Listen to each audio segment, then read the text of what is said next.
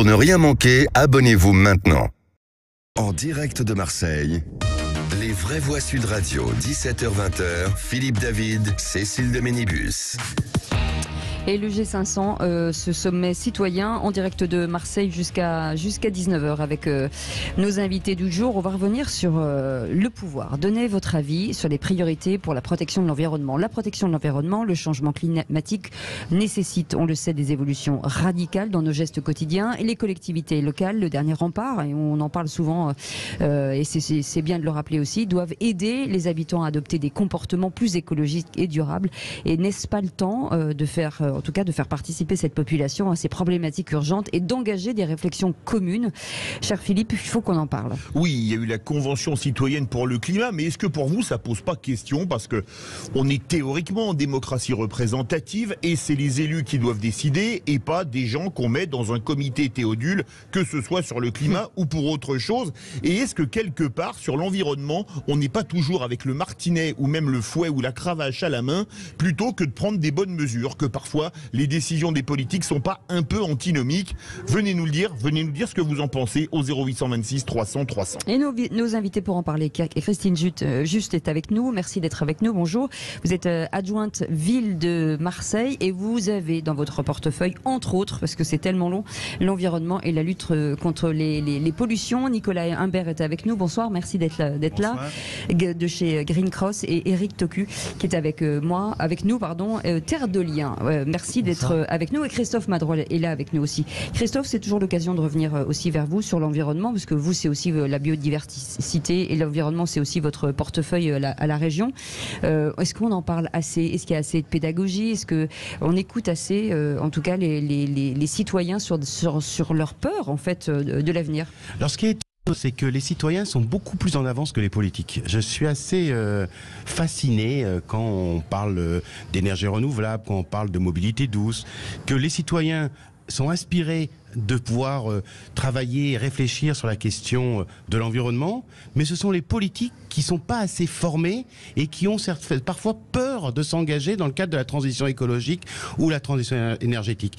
Je dis souvent qu'avant de mettre en place ces plans, il faudrait former les élus. L'une des exigences que nous devrions porter avec le G500, c'est qu'il y ait des formations obligatoires des élus à la transition environnementale et à la transition énergétique. Parce que c'est eux qui décident. C'est eux qui décident avec le monde associatif. Et souvent, le monde associatif est beaucoup plus en avance que le monde politique. Ils osent. Nicolas Humbert a dodelinné. Absolument. Parce qu'aujourd'hui, ce qu'on voit, c'est que l'urgence climatique s'est invitée dans le quotidien de tout le monde. Il n'y a pas très très longtemps, on parlait de l'urgence eau, et je crois qu'il y a eu un événement qui s'est passé aussi à Marseille essentiel sur le sujet. On voit en même temps des sécheresses, des phénomènes climatiques extrêmes. On n'en a pas parlé aux infos, mais New York est en train de suffoquer parce que dans l'Alberta, il y a des incendies. En Asie du Sud-Est, absolument. On suffoque aussi en Asie du Sud-Est. Donc on voit que l'urgence, elle est là, que c'est le quotidien des populations. Et à chaque fois qu'on interroge les citoyens, par exemple à la Convention citoyenne pour le climat, mais ça a été aussi quand on a interrogé les entreprises dans différentes organisations, qu'on est arrivé à entendre une urgence à agir hyper claire. Et si aujourd'hui des collectifs associatifs en sont à réclamer justice pour inaction climatique, ça n'est pas parce qu'ils ont envie d'aller en justice, ça prend 10 ans, c'est pénible, c'est long, ça demande énormément d'énergie. Si on a des mouvements Science for Rebellion qui sont dans la rue aujourd'hui, le boulot des scientifiques, c'est quand même d'être à leur poste de travail, ça n'est pas de descendre dans la rue, et c'est très bien qu'ils le fassent parce que ça veut dire que l'urgence à agir, elle est là. Et quand on écoute le monde financier, il y a une phrase qui revient tout le temps: les performances futures ne préjugent pas des performances passées. Là, on est à un moment où il faut arriver à prendre les bonnes décisions parce que bientôt, on ne pourra pas, on sera dans le mur et il sera trop tard. Et ce qu'on entend avec le G500, c'est que faire ce constat, ça n'est pas un constat sur lequel on est figé, mais c'est un constat qui incite au passage à l'action et où il y a une belle énergie enthousiasmante qui se met en place. Christine Juste, on parlait des citoyens en disant les citoyens ne sont pas conscients du climat. En fait, non, on se rend compte que sur le terrain, non.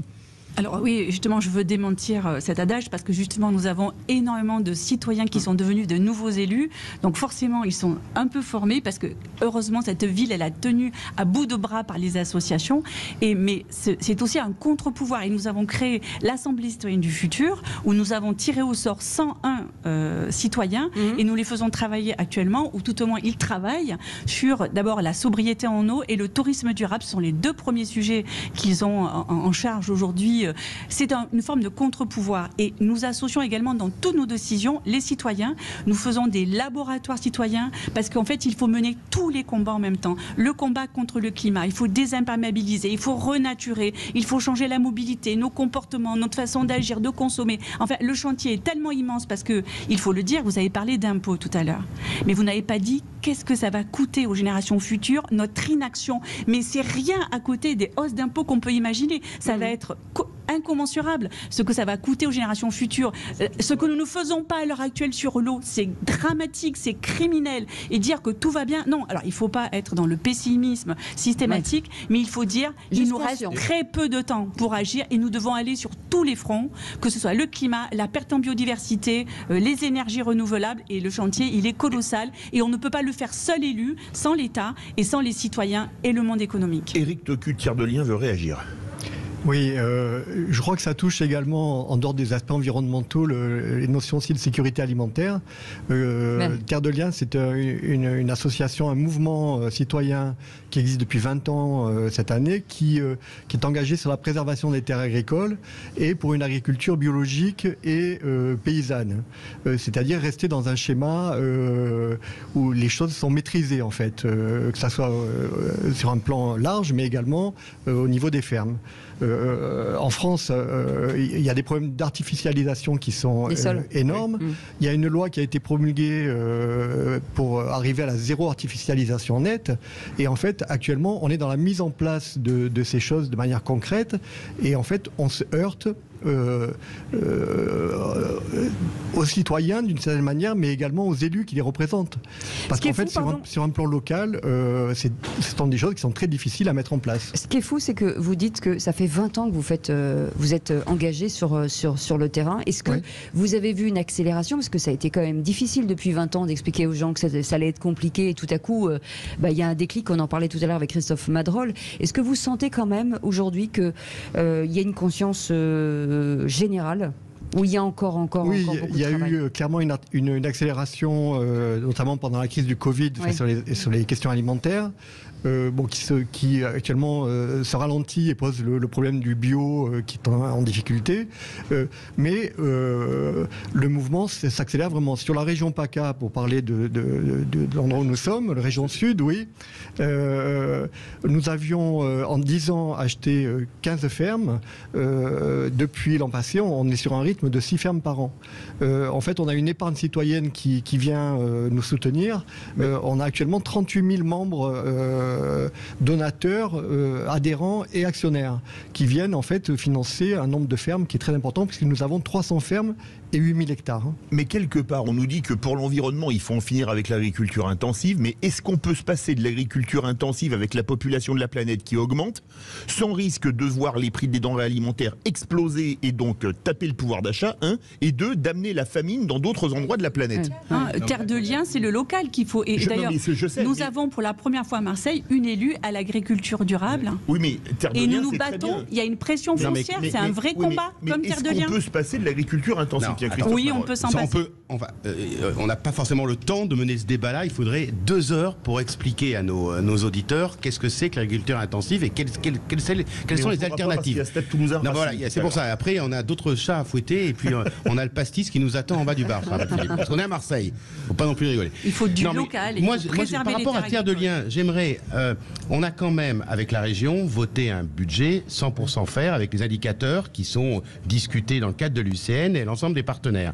Quelles sont les difficultés que vous avez aujourd'hui en tant qu'association par rapport aux autorités, aux institutions? Parce que avec la communauté urbaine, avec Eugène Caselli à l'époque et Patrick Magro, nous avions sanctuarisé un certain certain nombre de terres agricoles où aujourd'hui c'est clair. On a au niveau de la métropole, il y a des terres à Gignac-Lanerque par exemple, ou à Septem-les-Vallons, où ces terres sont en jachère. On peut très bien l'utiliser pour faire de l'agriculture équitable. On va laisser répondre. Parce que Nicolas Imbert veut réagir. Oui. Excusez-moi, il y a des combats citoyens que nous soutenons, ou justement pour faire des aéroports ou des plateformes logistiques. On le sait. Enfin, il faut quand même. On peut pas dire que ce qui va bien. Il faut aussi dénoncer ce qui est catastrophique, c'est la bétonisation pour des plateformes logistiques, des terres agricoles.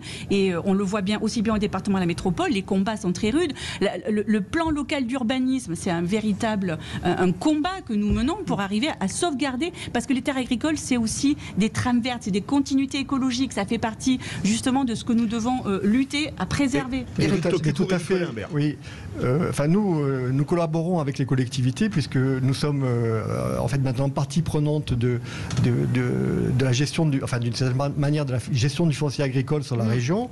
Nous avons un partenariat avec la région, mais on voit que les choses descendent. C'est-à-dire qu'il y a une loi qui a été promulguée, la région met en place un règlement d'implantation, etc., qui favorise la protection. Mais après, quand on arrive au niveau des communes et qu'un maire doit prendre la décision de ne pas agrandir sa ville, alors que lui, il veut plus de ressources, il veut qu'il y ait plus d'impôts qui rentrent, parce qu'il faut protéger les terres agricoles, c'est à un endroit, ça coince. Nicolas Imbert qui voulait réagir, je pense, sur l'agriculture intensive. Mais bien absolument, et c'est là où justement il faut remettre les priorités dans le bon ordre et dans le bon sens. L'an dernier, on a eu des ruptures qui sont très liées à l'agriculture intensive, sur laquelle on fait des agrocarburants et sur lequel on fait des choses qui ne servent pas directement à l'alimentation humaine, sur le blé, sur le citron et sur la tomate. Donc on a vu que ce modèle n'était pas un modèle robuste. Par contre, quand on retravaille du régénératif, quand on retravaille du local, on est plus productif en agriculture multispécifique, c'est-à-dire plusieurs espèces à la fois, sur chaque espèce pris individuellement, qu'en agriculture intensive. Mais surtout, on atteint les rendements 4 années sur 5, là où très souvent l'agriculture intensive nécessite beaucoup d'intrants, est sûre de polluer les sols, est sûre aussi d'utiliser énormément de foncier, mais n'atteint ses rendements qu'une fois sur 5. Tout le défi maintenant, c'est de montrer et de mettre autant d'outils et de moyens pour une reconquête de l'agriculture régénérative que ce qu'on a fait sur l'intensif. C'est une agriculture de spécialité. On a besoin de l'INRA, on a besoin de plateformes logistiques, on a besoin de performances opérationnelles, on régénère les sols, on traite l'eau et en même temps, on apporte des solutions qui fait que le jour où il y a des pluies relativement importantes, on n'a pas des sols imperméables qui laissent tout filer, mais on arrive à collecter, à filtrer et à préparer la saison d'après. Vous restez avec nous sur ces jolies paroles. On revient dans un instant.